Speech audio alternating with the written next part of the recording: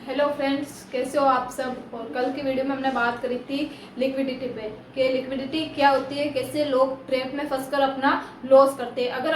अगर आपने नहीं देखा है तो देख लेना वीडियो जाके। और आज हम बात करेंगे फेयर वैल्यू गैप पे। आज का जो वीडियो है वो बहुत इंपॉर्टेंट होने वाला है, इसलिए आप एंड तक जरूर देखना। तो हेलो गाइस, आज की वीडियो में हम बहुत ही पावरफुल कॉन्सेप्ट के बारे में बात करने वाले हैं और वो है फेयर वैल्यू गैप, जिसको हम बोलते हैं FVG।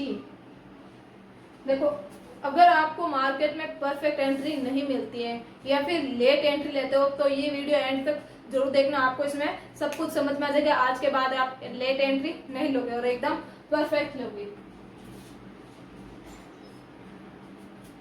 अब देखो, इसमें मैं आपको क्या बताने वाली हूँ इस वीडियो में। फेयर वैल्यू गैप होती क्या है, कैसे आइडेंटिटी करना है, एंट्री कहाँ लेनी है और अपना SL और TP कैसे सेट करना है।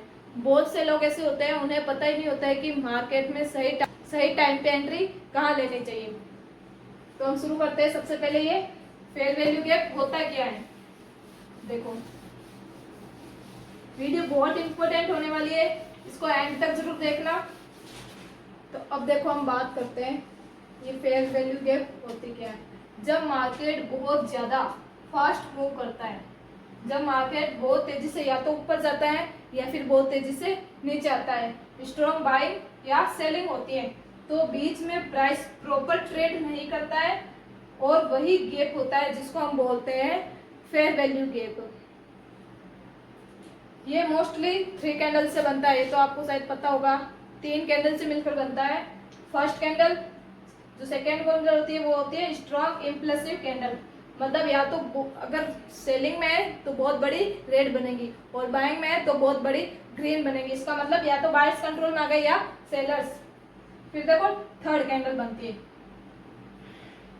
जब मार्केट बहुत तेजी से या तो ऊपर जाता है या बहुत तेजी से नीचे आता है, तब वह प्रॉपर ट्रेड नहीं लेता है, बीच में गैप छोड़ देता है। बस उसी को हम बोलते हैं फेयर वैल्यू गैप। बस इतना समझता है। अब देखो कैसे होती है कैंडल में। देखो आप, और वापस उस जगह को वो मार्क और वापस उस जगह को वो फिल करना आता है। सबसे पहले आप एक स्ट्रॉन्ग बुलिश या फिर बेरिश मूव देखो मार्केट में, ठीक है। 3 कैंडल पैटर्न देखो, अगर बुलिश है तो ग्रीन कैंडल और अगर डाउन ट्रेंड है तो फिर रेड कैंडल, ठीक है। फिर चेक करो फर्स्ट और थर्ड कैंडल में गैप है या नहीं। अगर गैप है तो वही है हमारी फेयर वैल्यू गैप, फर्स्ट और थर्ड के बीच में। फिर देखो, बुलिश में क्या होता है, मार्केट ऊपर गया बट गैप नीचे रह गया, प्राइस वापस उसी को फील करने नीचे आएगा, ठीक है। तो आपको वहीं पे एंट्री लेनी है। जब भी प्राइस वापस उस फेयर वैल्यू गैप को फील करने आता है तब आपको वहां पर एंट्री लेनी है। अगर मान लो ग्रीन, अब देखो बुलिश फेयर वैल्यू में क्या होता है, मार्केट ऊपर गया फिर गैप नीचे रह गया, बट तो मार्केट उसको वापस फील करने के लिए जरूर आएगा और आपको वहीं पे एंट्री लेनी है कंफर्मेशन मिलने के बाद। फिर बेरिश में क्या होता है, देखो मार्केट नीचे गिरा बट गैप ऊपर रह गया, तो प्राइस वापस उसे फील करने के लिए आएगी, तब आपको वहां पर एंट्री लेनी है अगर कोई रिजेक्शन कैंडल बनती है तो। देखो आप कैसे पहचानोगे कैंडल। अब देखो, अब सबसे इंपॉर्टेंट आता है कि एंट्री कहाँ ले। फेयर वैल्यू गैप में अब ट्रेंड में देखो, फेयर वैल्यू गैप एंट्री कहाँ लेना है।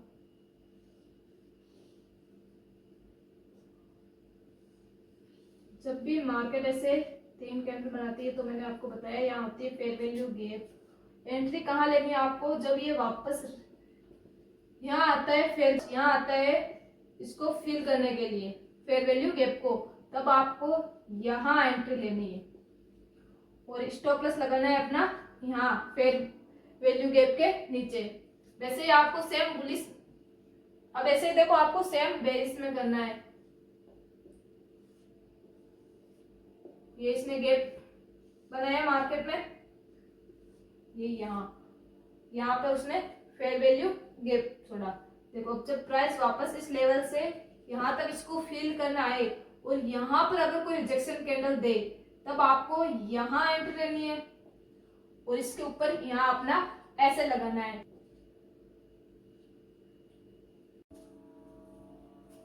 तो अब फ्रेंड्स, अब सबसे इंपॉर्टेंट बात आती है कि हम अपना एसएल कहाँ रखें और अपना टारगेट कहाँ रखें। ठीक है, तो आपको सिंपल सा है, कुछ भी नहीं करना है। देखो, अगर आपने बाई किया हुआ है तो फेयर वैल्यू गैप के नीचे रखो अपना एसएल, और अगर आपने सेल किया है तो फेयर वैल्यू गैप के ऊपर रखो अपना एसएल। बस इतना सा करना है और कुछ भी नहीं। और टारगेट या तो रिसेंट या हाई लो पे रखो अपना टारगेट, या फिर रखो 1:2 का रिस्क रिवॉर्ड। अगर आप बिगनर हो तो मेरी मानो आप 1:2 का ही करो, या फिर आप अपने हिसाब से करो 1:2 या फिर 1:3 का रिस्क रिवॉर्ड रखो। बस अब देखो, जो प्रो ट्रेडर होते हैं ना, वो क्या करते हैं, वो बस इतना सिंपल ट्रेड करते हैं। देखो, फेयर वैल्यू गैप, उसके साथ support and resistance, high time, फिर हाई टाइम फ्रेम पे कंफर्मेशन करते हैं मार्केट अप ट्रेंड में या फिर डाउन ट्रेंड में। फिर देखो, लिक्विडिटी कॉन्सेप्ट यूज करते हैं। ये लिक्विडिटी, ये सबसे बड़ा कॉन्सेप्ट होता है मार्केट में। अगर आपने इसको समझ लिया, मैंने पहले भी बोला था, आप मार्केट का 80% गेम समझ जाओगे। मैंने इस पे डिटेल में वीडियो बनाई है, आप जाके देख लेना। सबसे बेस्ट एंट्री क्या होती है मार्केट में, देखो, फेयर वैल्यू गैप, उसके साथ ब्रेकआउट, फिर रिटेस्ट पे एंट्री। बस इतना ही करना है आपको। अब देखो, लोग क्या गलती करते हैं मार्केट में। अब देखो, मार्केट में ज्यादातर लोग क्यों लॉस करते हैं, वो क्या गलती करते हैं, हर गैप को फेयर वैल्यू गैप समझ लेते हैं। दूसरा, कंफर्मेशन के बिना एंट्री लेते हैं। मैंने पहले भी बताया है, हमेशा आपको कंफर्मेशन का वेट करना है। अगर आपने लगने पर ट्रेड गई तो मार्केट आपकी लगा देगी। तीसरा, ये आता है सबसे इम्पोर्टेंट, आपको ओवर ट्रेडिंग कभी नहीं करनी है। बहुत से ऐसे चमनचूतिया होते हैं जो मार्केट में अगर उनका एक बार लॉस हो जाता है तो वो उसी दिन उसको कवर करना चाहते हैं। बट आपको ये हमेशा ध्यान में रखना है, ओवर ट्रेडिंग नहीं करनी है। जब भी आपका लॉस हो जाए तो आप अपना लैपटॉप सेटअप कुछ भी हो बंद कर दो। दूसरे दिन मार्केट देखो रोज पैसा देता है, बट अगर डिसिप्लिन में रहोगे तो ही देगा।